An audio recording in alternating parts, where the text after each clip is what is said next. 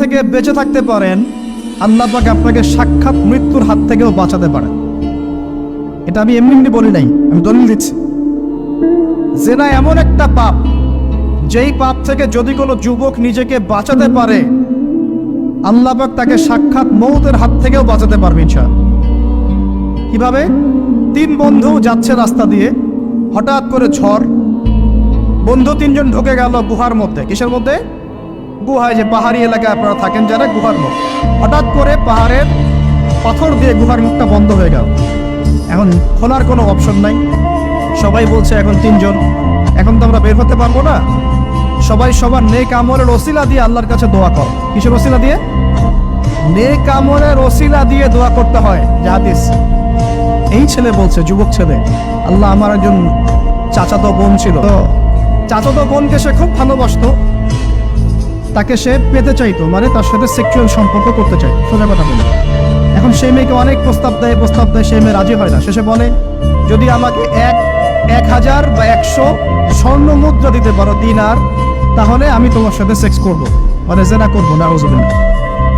তো সেই ছেলে অনেক কষ্ট করে এই টাকাগুলো বা এই দিনারগুলো অর্জন করে, কামাই করে, দিনরাত পরিশ্রম করে, ঠিক আপনারা যেমন করছে না। তো এরপর সে তার স্বর্ণ মুদ্রা দেয়, দিয়ে বলে যে এখন আমাকে আমার কাজ করতে দাও। তখন সেই মেয়ে রাজি হয়।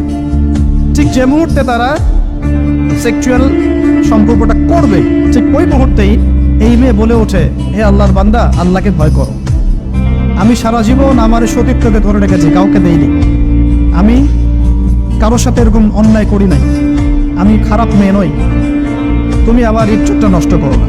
কে বলছে কথা? মেয়ে। ওই অবস্থা থেকে কি একটা ছেলের উঠে আসা সম্ভব? এটা কি এতটাই সহজ? এটা কিন্তু সহজ না।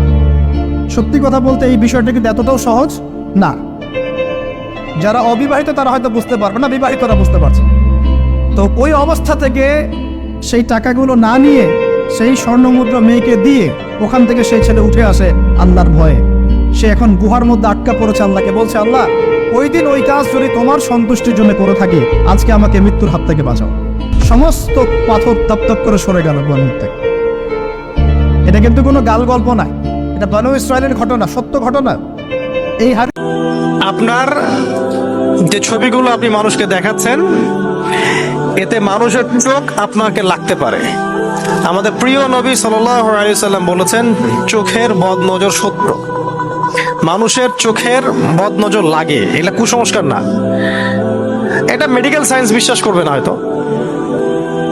কিছু কিছু রোগ আছে, যেমন সেহের বা জাদু বা চোখ লাগা বা বদনজর, এগুলো মেডিকেল কোনো ব্যাখ্যা দিতে পারবে না। ডক্টরের কাছে গেলে হাইয়েস্ট হলে একটা অ্যান্টি ডিপ্রেশন ট্যাবলেট দিয়ে দিবে, আর ঘুম রিল্যাক্স থাকার জন্য একটা ঘুমের ট্যাবলেট দিবে আর কি। সেহের বা জাদু এটা সত্য। কোরআনে সূরা বাকারার 101 আর 102 নম্বর আয়াত পড়ে দেখবেন। জিন সত্য না মিথ্যা? সূরা জিন নামে একটা সূরা আছে। রাসূলুল্লাহ সাল্লাল্লাহু আলাইহি ওয়াসাল্লামকে জাদু করা হয়নি? সূরা ফালাক নাস কোত্থেকে নাজিল হলো? আমাদের নবীকে পর্যন্ত জাদু করেছিল এক ইহুদি মহিলা। এগুলোর অস্তিত্ব আছে, কিয়ামত পর্যন্ত থাকবে। চোখের বদনজর এরকম সত্য। চোখের বদনজর এতটা সত্য যে নবীজি বলেছেন, একটা উটকে, একটা জীবন্ত তরতাজা উটকে এই রান্নার হাঁড়িতে নিয়ে আসতে পারে, রান্নার হাঁড়িতে। চোখের বদনজর, কথা বুঝতে পারেন নাই? বদনজর